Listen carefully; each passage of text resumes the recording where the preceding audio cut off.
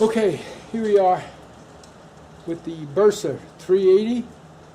It's got a nice extended grip on it, I don't know if you can see that, but with the extended magazine, I can even get my pinky wrapped around that, which is really nice feature.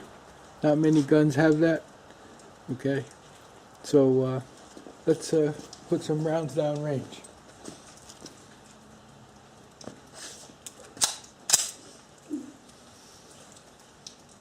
How many bullets can that gun hold?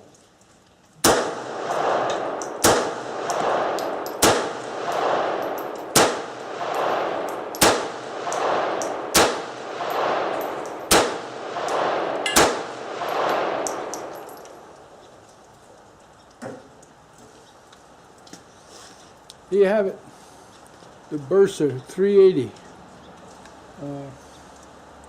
Let me give you a look-see at. I'd say that was a nice little job on that target. That was the Bersa 380.